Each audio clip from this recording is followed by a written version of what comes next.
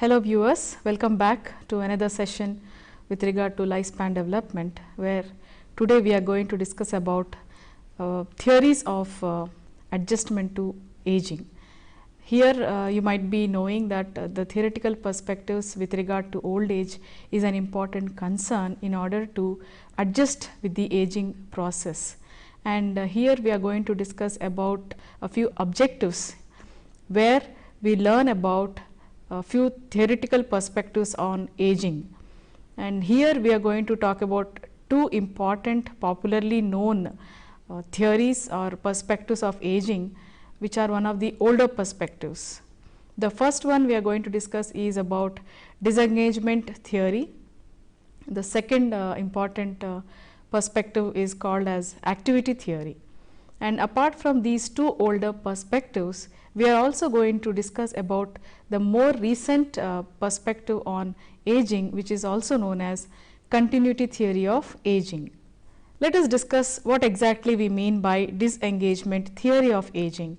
Now, to begin with, the people who developed this theory were called Cummings and Henry in the year 1950, but it was actually published in the year 1960s. The theory was actually conducted among US older adults in between the age group of 50 to 90 years, and they found that they had a logical argument stating that why older adults would naturally disengage from the society.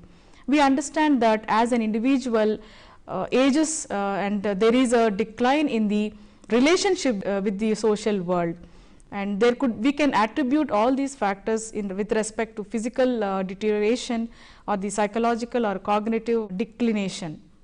This particular theory is considered to be one of the earliest and also the most controversial theories of aging. Now, this particular controversies we will be discussing at the end of the theory in terms of its limitations, but for now we are going to discuss about why exactly it is considered to be a theory of disengagement.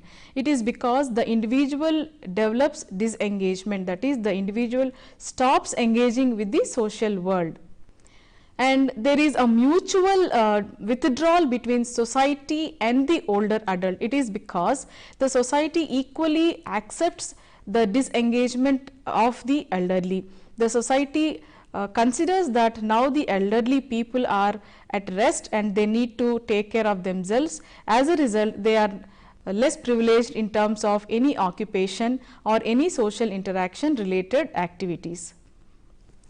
As a result, the older people are more preoccupied with themselves, with their own inner lives. If you think of Erikson's last stage of psychosocial development of personality, it is also indicative that the individual at that particular age group develops either ego integrity or despair. The ego integrity concept is a successful aspect of the individual's entire lifespan, whereas the despair is an unsuccessful life experience of the individual. Therefore, it is all about the individual's personal attributes and his life experiences, where we can say that the individual stops engaging with the society and spends more time with his self in terms of accumulation of his experiences or being nostalgic or away from the social environment. Further, this theory also emphasizes that as the individual grows older, they have a tendency to decrease in their roles and activities. Say for example, if an elderly person is retired, now he is no longer able to work in a particular organization and he is restricted to either at home or sometimes due to illness also they are restricted to a particular place. As a result, there is a change in their roles and activities. It is also important that they have to adapt according to the age related activities, but here the individual is disengaging himself from the social world according to this theory. The disengagement theory also emphasizes that it furnishes a means of transfer of knowledge from older generation to the younger generation. In terms of power, in terms of property, in terms of knowledge, in terms of wisdom, the older adults believe that now their age has been come to end and they have to transfer all these to their younger generations for the effective functioning of the rest of their lives. Therefore, the older adults limit themselves in terms of their age and give way to the younger generations. Hence, this is more satisfying for both the society as well as the older adult, since there is a mutual understanding. Hence, we cannot say that the older people are not satisfied, but they are more satisfied being isolated from the society according to this theory. According to this theory, it is postulated that the successful aging is best possible by abandoning certain social roles and responsibilities. Therefore, if you want to find out an individual having a successful adjustment to his aging process, it is important to consider that the individual should abandon the previous activities that he has been performing. According to this theory is also culture independent concept. All cultures differs, whereas in this particular theory, this theory can be applied to different cultures, but at the same time not every culture has a tendency to develop disengagement with the society. Maybe some people have disengagement at the later years of the life, maybe at the age of 70 or 80, but some old people during the 60s and 70s may still continue a social association with the social world. Therefore, it is culture related and it is culturally relevant. The most important strength of this theory is that it is mutually benefiting the society as well as the older adult. As we have discussed earlier, in terms of the old people, they are now able to guide, or being a mentor, they are able to help the younger generations, and at the same time the society is also welcoming the newer generation and giving a pace to the older adults. Therefore, it is mutually beneficial. Now, the weakness point is that in this particular theory, it fails to establish that some people may still want to continue to associate themselves with the social world, but it happens that the individual in this particular theory disengages, whereas the other individuals who have been playing an active role during their middle age may still continue to be a social butterfly even at their 70s. So, we cannot conclude, or we cannot say that disengagement begins at a particular stage of life and then it stops. So, some people, it is individualistic. Therefore, we cannot assume that all older people have a tendency to develop disengagement in their lives. Therefore, this theory particularly has been largely discounted and marked down by most of the gerontologists. Hence, many people do not agree with this theory, and this theory has been very controversial, and most of them do not agree with this theory. Now, we come to the another important older perspective of aging, and this particular theory is a contrast to the previous theory, that is disengagement theory. So, now we are going to discuss about the theory of activity.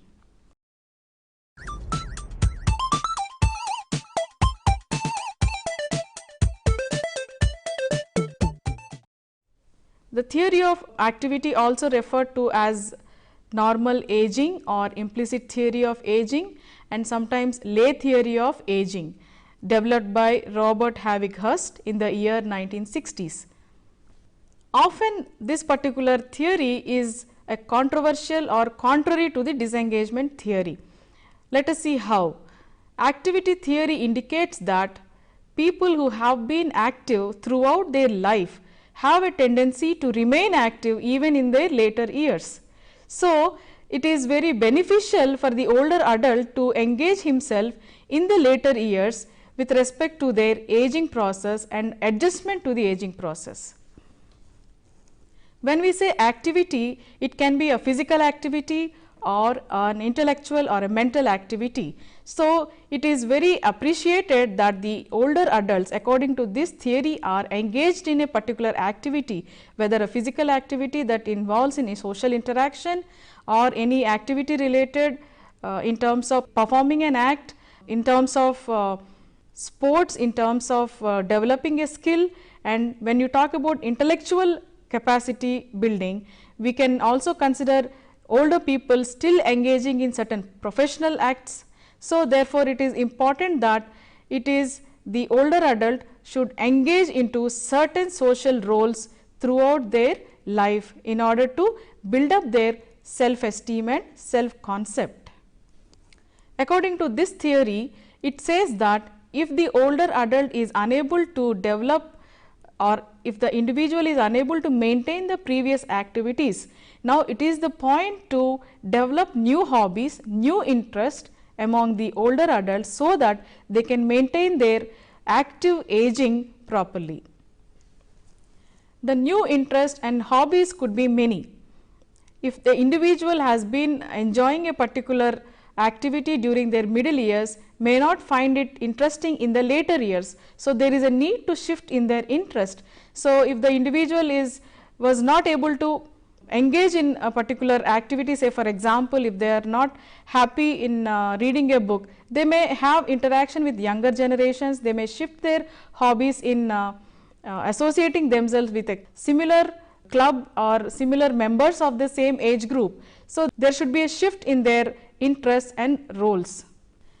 The activity theory perspectives has three assumptions in which they say that it is better to be active than inactive. The second assumption is that it is better to be happy than unhappy. And the third is it is the older individual who is the best judge of his or her own thoughts and activities in achieving happiness. Therefore, all these three assumptions are in line with the activity theory, which emphasizes the individual's role related activities in order to maintain a healthy later life. The research also says that there is a positive relationship between a person's level of ability and activity and life satisfaction. So, if you consider an old person being happy at an older age, it is quite indicative that there is a positive correlation between the individual's previous activities and the present life satisfaction. Therefore, it in turn facilitates and postulates there is an increase in his self-esteem, and this self-esteem and self-concept further increases the individual's adjustment to later life. As we have discussed that in activity theory, if the individual is unable to shift his activities or unable to develop new interest or hobbies, it is very difficult for the individual to adjust to the later life. Therefore, it is very important that there is an emphasis of role change in this particular theory. It emphasizes that the older people needs role change. Now, role change can be many. The individual may develop being a mentor or a pool of wisdom to the younger generation, where they can benefit from the older people.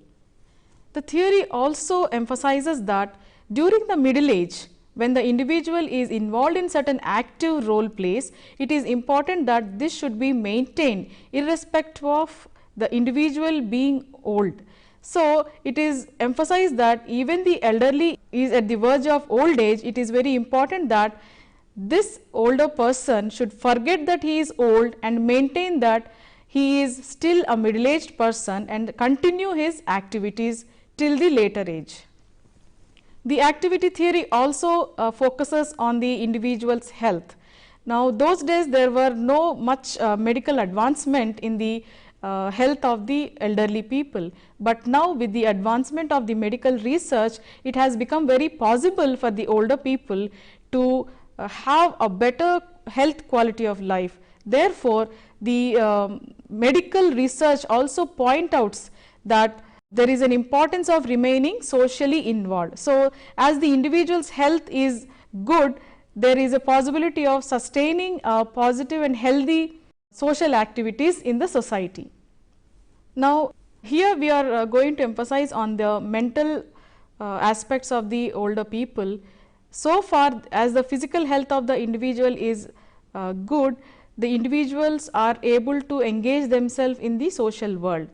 But if it is not the same case with the mental health of the individual, now the deterioration is quite progressive. When we say mental aspects of the individual, it is the cognitive abilities of the individual. We may consider the learning of the individual, memory, and problem solving, intelligence. All these cognitive faculties are very, very important, and there is also a decline in the mental capacities of the elderly, and there is a deterioration which is most rapid among those who withdraw from the social interaction. So, this is very essential in order to maintain a positive mental well-being and to have an effective cognitive functioning. The social interaction is very, very essential among the elderly. Otherwise, the mental deterioration is very, very rapid. Therefore, when we say social interaction and when we say that there is a need to enhance the cognitive functioning, it is the social interaction. Now, the social interaction could be making friends or interacting with younger generation or interacting with the same age group generations, or sometimes increased use of internet can also keep touch with the family members, so that it enhances the individual's physical as well as mental well-being. One of the biggest strength of this particular activity theory is that this theory is applicable for a stable post-industrial society. When we say post-industrial society, it is the developed society where there is a lot of revolution, there is a lot of advancement, there is a technological advancement, where people can still continue to work, engage themselves in certain activities which they are interested in. Therefore, this offers its older members many opportunities for meaningful participation in the social world. And the most weakness is that some aging individuals cannot maintain social relationships, and sometimes there is a problem with the individual's lifestyles. So, there is also limited financial limitations, or sometimes there is a functional limitations or lack of desire to do so. So, many individuals may not be interested in engaging themselves anymore, and they want to allow the younger generations, or they want to give way to the younger generations. Therefore, they limit themselves. So, this could be one of the weakness of the theory. Now, after the two important popular older perspectives, that is on disengagement theory and activity theory, now we are going to shift to the more recent theoretical perspectives of theories of aging, and this is the continuity theory.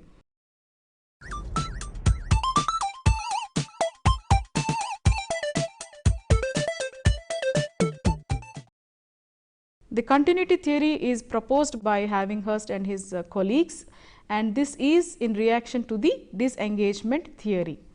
It believes, this theory, the theory of continuity, believes that the individual's personality, the individual's values, the individual's attitudes and behaviors remain constant throughout the individual's later years.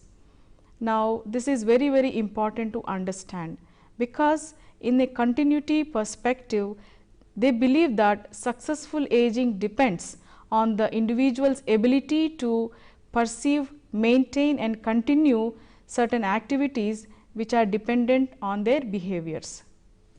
The continuity theory of aging strongly believes that personality, values, morals, preferences, role activity and basic patterns of behaviors are consistent throughout the individual's life, regardless of the life's challenges one encounters. Say for example, in an individual's life, there may be many ups and downs, there may be gains, there may be failures, but at the same time it is strongly believed that the individual's pattern of behaviors, pattern of personalities remain constant.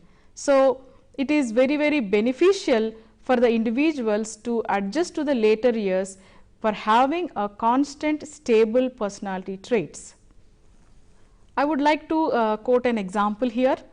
Say for example, a 20-year-old young adult may be very sociable and he is able to interact with everybody, and he is very extrovert in his personality. Now, we can expect, according to continuity theory, that even if the individual comes to the age of 70 years, he is still a sociable person because of his stable personality traits. He is now able to, he can continue to be sociable even in his later years. On the contrary, If you observe 25-year-old adult who is very depressed, isolated and lonely, there is a possibility of continuing the same possible traits even in the later years by disengagement or in terms of social isolation, and sometimes there is a depression that is still continued. So, therefore, it is very, very essential that according to this theory, the stable traits of the individual remains consistent. We can say that this theory has built up and modified the activity theory, because if you compare in activity theory, there is a emphasis of more activity related orientation among the individuals, so that they are associated with the social world.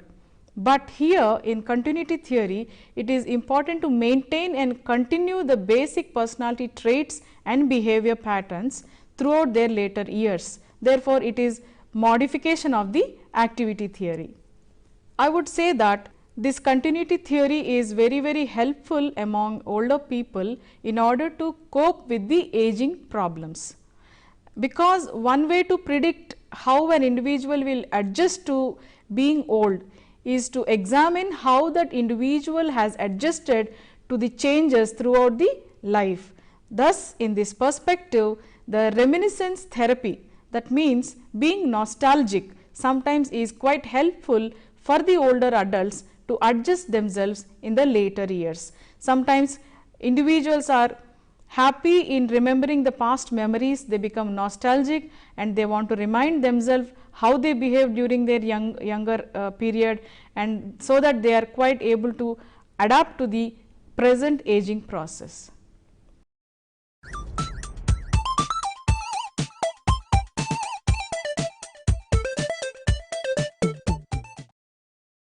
We have so far learnt that there are a few theories that focuses on the individuals, especially the older individuals, adjustment to aging process. So, here we discussed about three important theoretical perspectives. The first one was disengagement theory, the second one was activity theory, and the third one was continuity theory. Each theory differs in their own way. The disengagement theory is considered to be one of the popular, controversial and the older perspective of successful aging, where it is discussed that it postulates that the individual tries to withdraw from the society and the society also welcomes the individual's withdrawal from the social interaction. So, therefore, there is a mutual understanding of withdrawal from the society as well as the individual. Now, we come to the activity theory, which focuses that, which emphasizes on the individual's social interaction even in the later years. So, there is a welcome to the individuals, especially the older individuals here we are talking about. There is a welcome from the social world. They appreciate the involvement of the elderly people in terms of a role change that they expect in the society. The third and the more recent perspective discusses that the personality traits, the attitudes and the interests, the values and the morals that the older people have during the middle age also continues even in the later years in order to have a better successful aging. Therefore, all these three differ from each other, but at the same time these are all culture specific, and sometimes at different cultures all these three factors can be varied.